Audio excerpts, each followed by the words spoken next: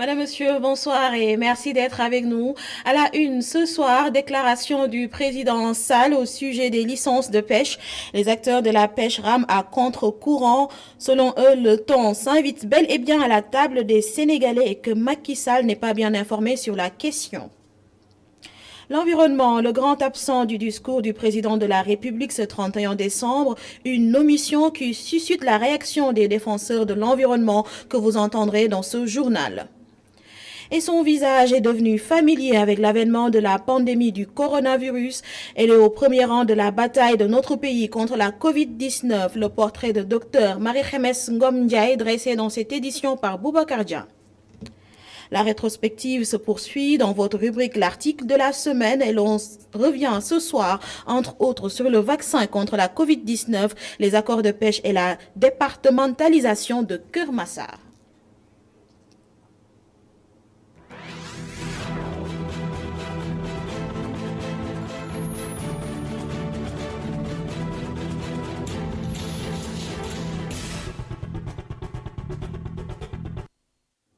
Bienvenue à tous dans ce journal. Nous démarrons avec le président de la République, Macky Sall, qui est revenu ce jeudi sur la question des licences de pêche. Macky Sall affirme que les bateaux étrangers ne prennent que les poissons non pêchés au Sénégal. L'exemple du thon, les pêcheurs rament à contre-courant. À Yoff, les acteurs soulignent que le thon ou Wallace est bel et bien prisé. Même il est devenu le poisson du quotidien dans le village traditionnel. La tutelle aurait mal renseigné le président de la République. Un reportage de Mam Seynabou Babou.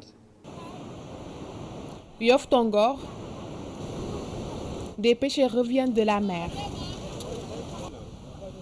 Ces pêcheurs sont en désaccord avec le chef de l'État sur ses propos concernant l'attribution des licences de pêche. Mais il revient tout juste de mer avec sa tenue de pêche, dont sa cale, des thons.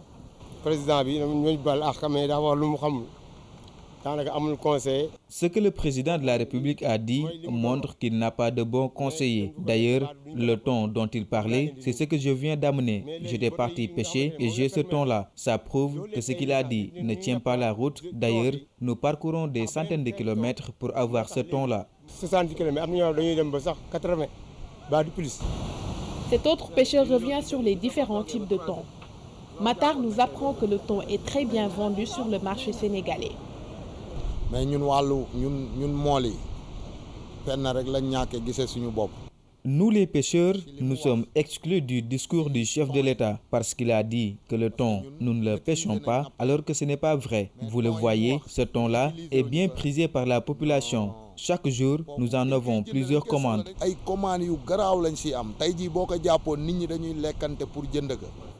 Selon Massamba Fall, chargé de communication de l'UNAPAS de Yoff, le président Macky Sall a été induit en erreur par le ministre de la Pêche Alioune Ndoye.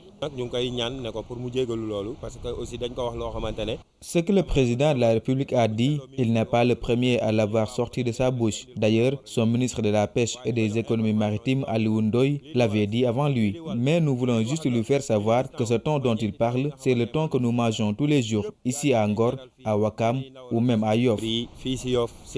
Toujours selon le président de l'UNAPAS de Yoff, les pêcheurs parcourent des centaines de kilomètres à la recherche du thon avec tous les risques. Comme pour dire au président Macky Sall que le thon intéresse aussi les pêcheurs sénégalais. La santé, l'économie, l'immigration irrégulière, voilà quelques points sur lesquels le président Sall s'est exprimé ce 31 décembre. L'environnement zappé par Macky, la parole aux environnementalistes. De l'avis de Mamadou Diakhaté, le président fait une mauvaise appréciation de l'environnement au Sénégal.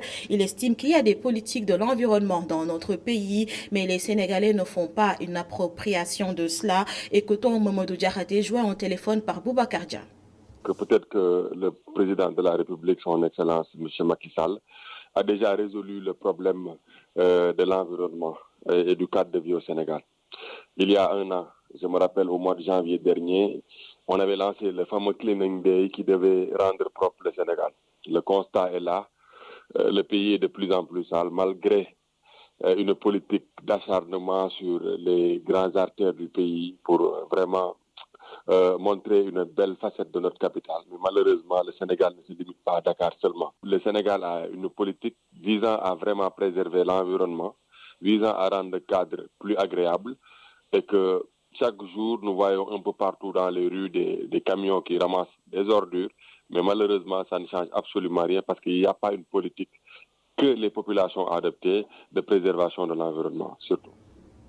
Cette mission de l'environnement fait aussi réagir notre environnementaliste Riyad Kawar dit rester sur sa faim. Pour lui, l'État doit faire davantage de communication sur les questions environnementales. Il est également avec Boubacar Dia.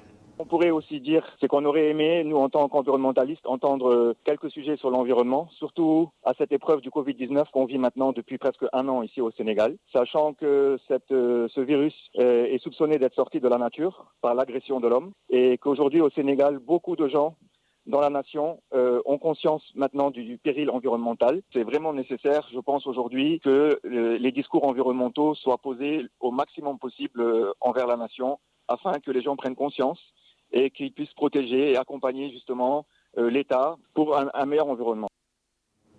Et pendant ce temps, les hommes du commandant Goudiaby ont découvert un important stock de bois, une découverte dans la commune de Kumbakara au sud-est, dans la forêt classée de Koudora à la frontière sénégalo-bissau-guinéenne. Une enquête est ouverte pour identifier le type de trafic et les auteurs du forfait. Seydou Diatta.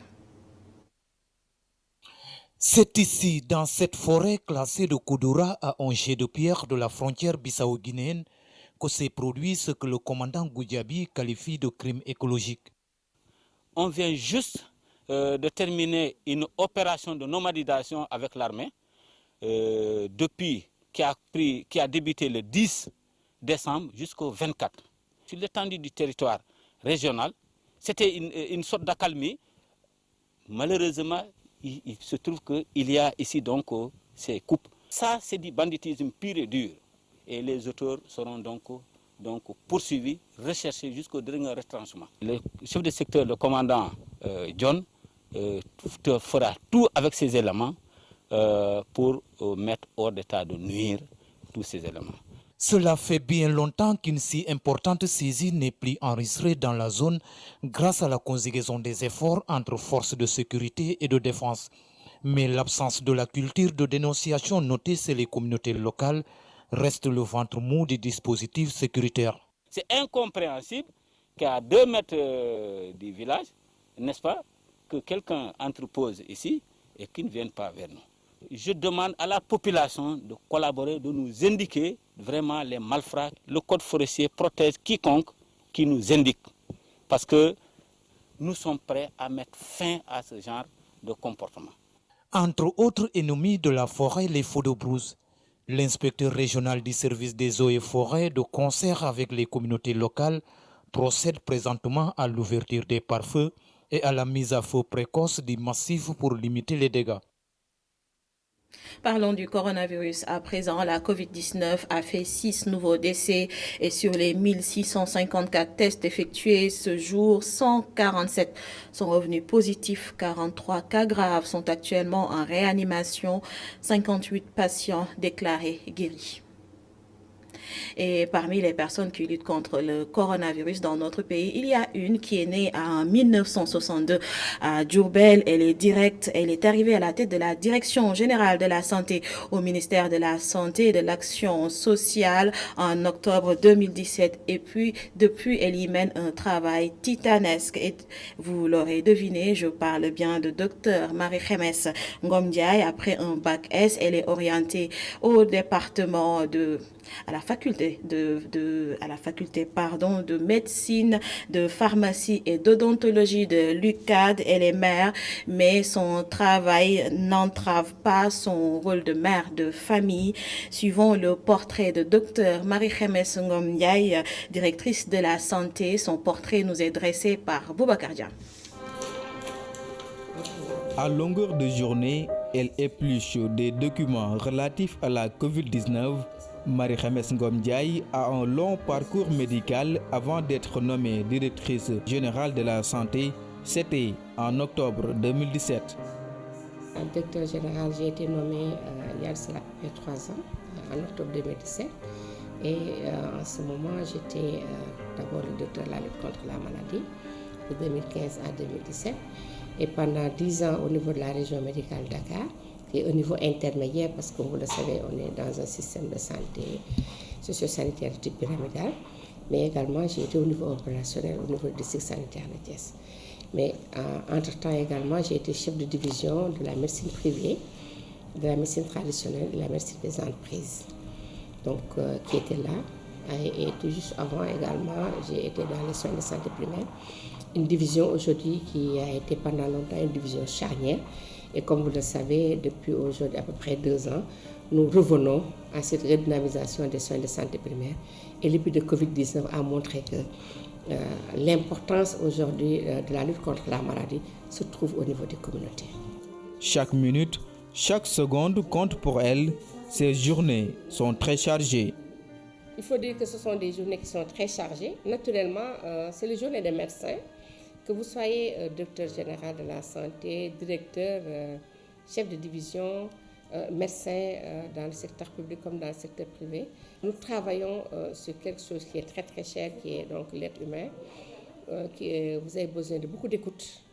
Vous devez être très patient, mais également vous devez être très robuste. Je pense que tout ce qui tourne autour de la médecine, donc on nous dit d'habitude qu'il faut vraiment avoir une carapace.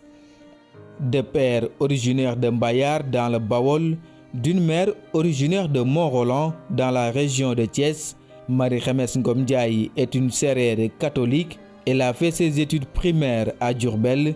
D'ailleurs, l'ensemble de son cursus scolaire se résume au Sénégal. J'ai fait mes études primaires à l'école de la mission catholique. C'est l'école Notre-Dame des Victoires de Diourbel. Et ensuite, après le certificat d'études et l'entrée en 6e, je suis allée au cours Sacré-Cœur de Kaolack, qui s'appelle le collège P12. Et parce que tout simplement, très tôt, mon papa a voulu que je sois médecin. Et à Diourbel, c'était un lycée technique. Donc, il n'a pas voulu que je sois également au lycée technique, parce qu'il pensait que j'allais peut-être choisir une autre voie. Et donc, je lui rends un grand hommage et prie pour que le bon Dieu ait son âme.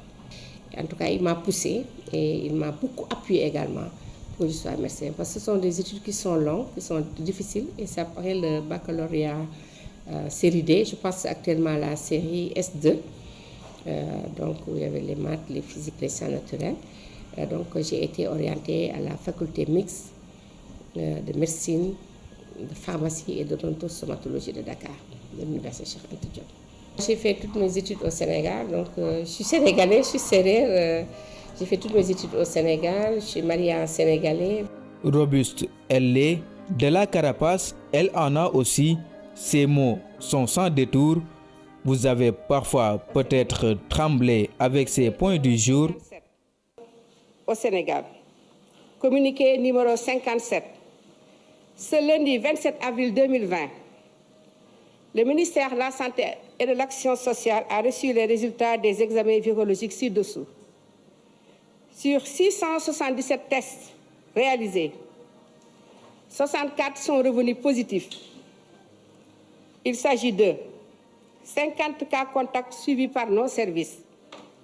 14 cas sont issus de la transmission communautaire. Ne lui en voulez pas, c'est naturel en elle. Marie-Khemesse est une personne directe. Vous savez, bon, peut-être c'est un côté, je dirais, bon, qu'on me reproche d'être très très direct. C'est une nature. Vous voyez, moi quand je viens ici, il y a 100 cas, je dis que c'est 100 cas. Mais également le docteur Mamadou Niaka, c'est 100 cas, il dit que c'est 100 cas. Mais peut-être que bon, j'ai eu la malchance de tomber sur le nombre de cas qui était élevé. Et peut-être également j'ai une voix qui est rauque, peut-être juste. Mais en réalité, on ne peut pas augmenter les cas ni les faire diminuer. Mariée en 4e année d'études en médecine, elle allie parfaitement sa fonction de directrice générale de la santé et son rôle de mère, bien sûr, avec le soutien de sa famille, des voisins et de son époux, professeur de mathématiques à l'université Cheikh Anta Diop de Dakar.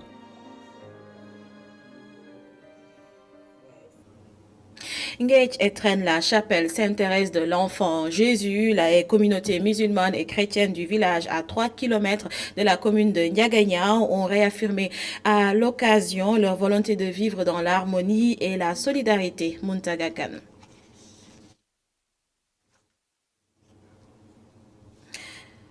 Nous allons revenir dessus avant la fin de cette édition. Si je vous disais un moyen de transport rapide qui vous permet de vous déplacer facilement et d'échapper aux embouteillages monstres de Dakar, que me direz-vous? Oui, c'est bien la moto. Aujourd'hui, nous allons à la rencontre de Ndeye Koumbassi qui gère un showroom spécialisé dans la vente de cet engin. La moto permet également de se détendre. Selon elle, comment? Élément de réponse dans ce reportage signé Abdourahmane Li.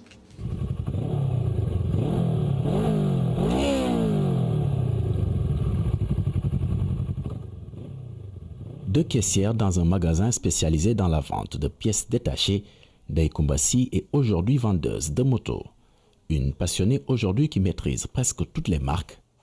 Amna Z, mooy Kawasaki, amna Africa Twin, amna Triumph, amna GS, amna Ducati.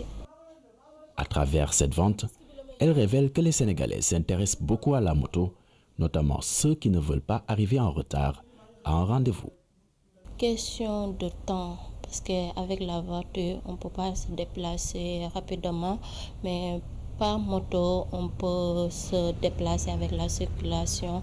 Et moto, c'est plus rapide, parce qu'il y a beaucoup de gens qui ont déjà des voitures, mais ils sont revenus pour acheter aussi des motos. Il y a aussi les jeunes qui ne peuvent pas acheter de voitures, mais qui travaillent loin, ils sont obligés de prendre des motos, scooters, pour se faire le déplacement. Pas seulement des Sénégalais, des étrangers également privilégient la moto au détriment de la voiture, selon Ndeye Koumba. Non pas pour arriver à l'heure au boulot, mais pour évacuer le stress engrangé durant une longue semaine de travail. Les motos, c'est comme par exemple des anti-stress. Il y a des docteurs, il y a des magistrats, il y a pas mal de personnalités qui viennent prendre pendant le week-end. Ils sortent entre groupes, faire des promenades, faire des tours pour se décompresser après le travail, long week-end, longue semaine, le stress, tout ça. La moto pour échapper aux embouteillages monstres de Dakar ou encore au stress. Les avantages de son utilisation sont énormes si l'on se fie aux explications de cette dame passionnée aujourd'hui de la mécanique.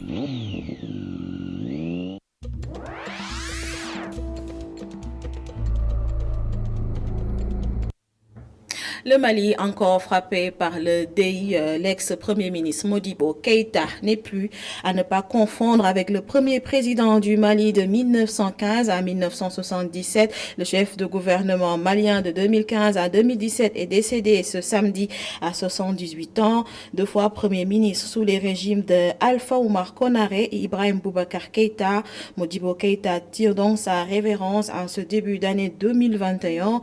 Les circonstances de son décès ne sont pas évoquées par les nombreux médias qui ont fait état de sa disparition, mais l'homme d'État vient remplir une liste de personnalités politiques maliennes récemment décédées après Soumaïla Cissé, éminente figure de l'opposition et 3 fois candidat malheureux au second tour de la présidentielle, mort en décembre de la Covid-19.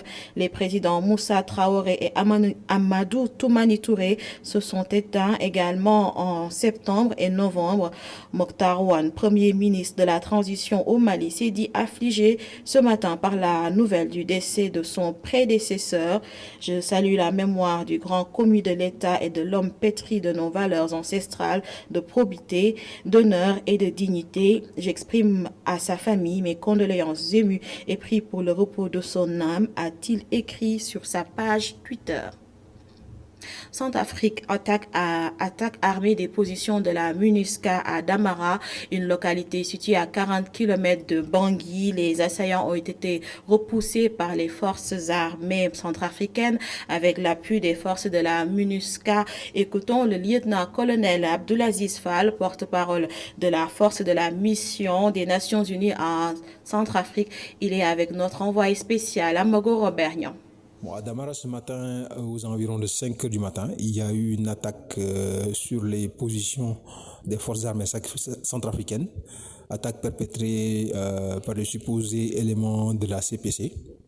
Donc les forces armées centrafricaines, avec à leur côté les renforts reçus dans le cadre de la coopération bilatérale avec le Rwanda, ont vigoureusement riposté et repoussé les assaillants. Donc il y a eu quelques coups de feu qui ont été également entendus au sud de Damara, mais la situation est sous contrôle. Les forces armées centrafricaines ont été renforcées par voie aérienne depuis Bangui et la situation est actuellement sous contrôle.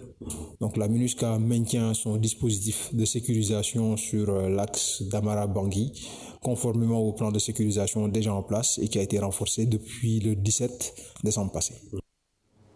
Centrafrique toujours. Le Sénégal est le 11e pays contributeur de troupes à la mission multidimensionnelle intégrée pour la stabilisation en République centrafricaine. Plein feu sur les troupes sénégalaises présentes à Bangui. Notre envoyé spécial Amago Robernian est allé à la rencontre de Sénégal FPU 1 basé à Mpoko à 8 km de la capitale Bangui.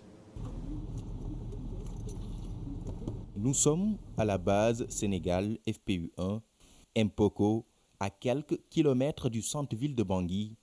Ils sont 140 éléments de la police sénégalaise, un contingent sous les ordres du commissaire principal Lamine Gaye. Nos tâches sont limitées dans le périmètre communal de la ville de Bangui. Néanmoins, il y a des policiers, c'est ce qu'on appelle les UNPOL.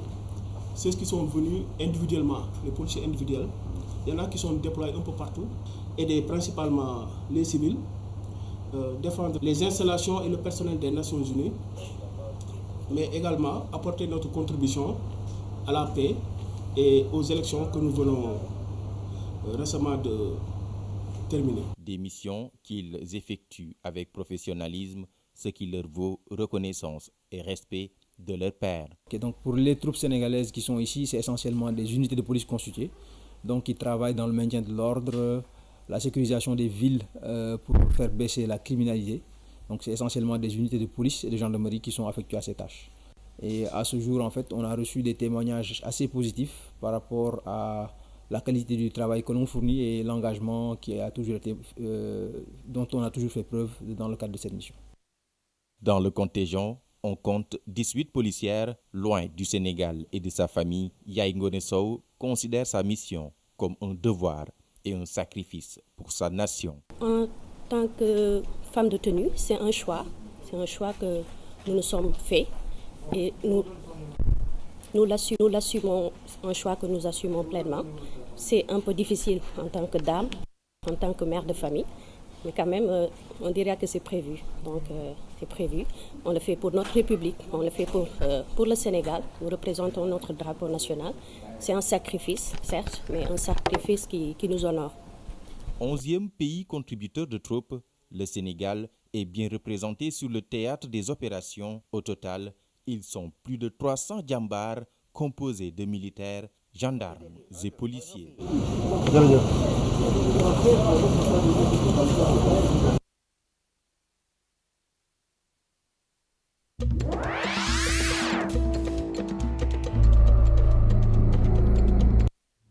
Et l'article de la semaine revient encore sur les faits marquants de l'année 2020 et c'est la deuxième partie. Aujourd'hui, on s'intéresse entre autres au vaccin contre la COVID-19, les accords de pêche entre l'Union européenne et le Sénégal, la dénomination des rues et places publiques, la départementalisation de Keur Massar avec l'équation du leadership politique. Le point avec El Hadj Malick Cissé Sedoyad.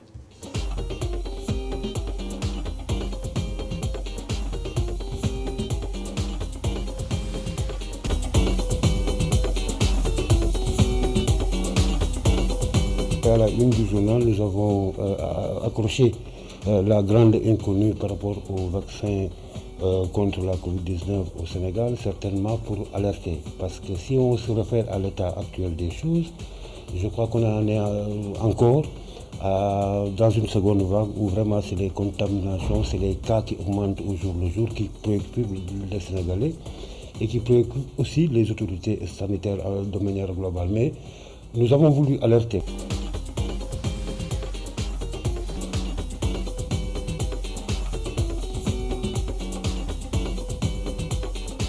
choix qui a été fait au niveau de la rédaction.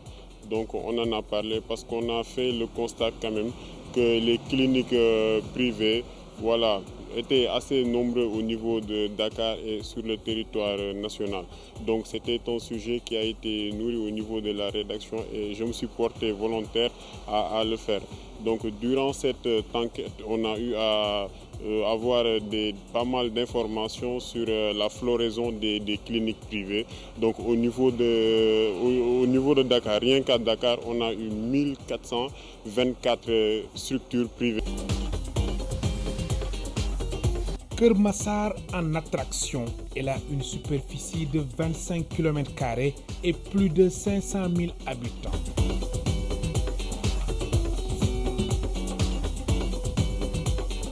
Keur Massar fait partie des 16 communes du département de Pikine, mais elle est la plus grande, avec plus de 2500 hectares, environ 25 km², plus de 500 000 habitants, avec plus de 140 quartiers.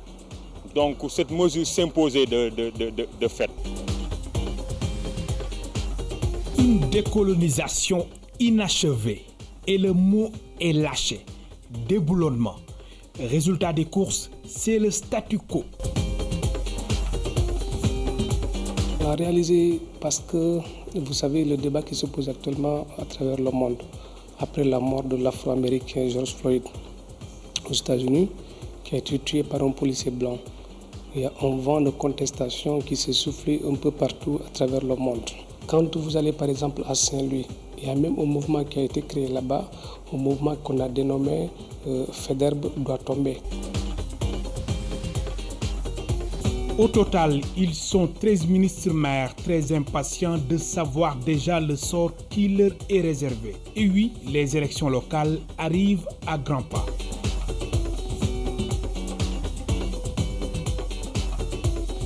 Ils sont au nombre de 13 déjà de Boki Dialoubé avec Abdoulaye Daouda Diallo. Il y a le ministre de l'Intérieur Ali Ngundia, il y a Omar Youm, Omar Gueye, Abdoulaye Diouf Sarr, Mariama Sarr. Ils sont en tout pour tout 13 ministres aujourd'hui dans le gouvernement de Macky Sall, en même temps maire de commune. On se dirige vers les élections locales.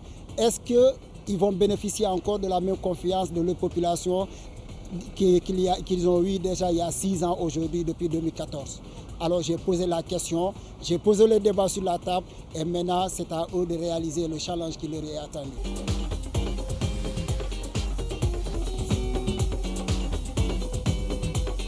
Poisson on en trouve parce qu'actuellement, malgré le fait que le Sénégal fasse partie des pays à mer les plus poissonneux, on constate que la denrée est très rare. Voilà, elle se fait rare et donc elle coûte assez cher. Voilà, en l'occurrence les plus gros poissons, notamment le tchof, qu'on appelle mérou en français. Donc la denrée se fait rare et peu importe la localité, que ce soit à Soumbédioune, à Yarak ou encore à Yoff, le constat est le même. Donc c'est la raison pour laquelle on a décidé de faire ce dossier-là et de choisir un titre. Disons que les poissons sont en outre.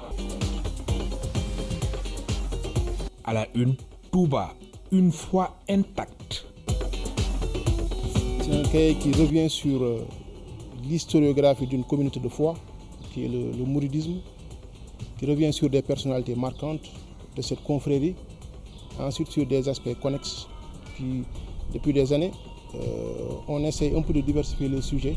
Cette année, malgré le contexte, nous avons essayé quand même de produire quelques textes, même si on en faisait davantage avant. Cette année, on s'est quand même employé à faire un cahier qui renvoie un peu à l'économie du mouridisme, à la personnalité très attachante de l'actuel calife, et ensuite à la communauté sénégalaise qui vit en France et qui vit cette année un Magal différent. Une nouveauté au Sénégal, le coaching matrimonial, et c'est dans l'air du temps. Mariage, séparation, insatisfaction. L'Obs a retracé les succès et revers des adhérents. Nous sommes tombés sur un jour une publicité sur les réseaux sociaux qui a parlé d'une agence matrimoniale. Et on s'est intéressé à la question. Nous sommes allés plus loin. On a contacté la directrice de l'agence et nous sommes allés là à sa rencontre. Et c'est comme ça que nous avons réalisé l'article.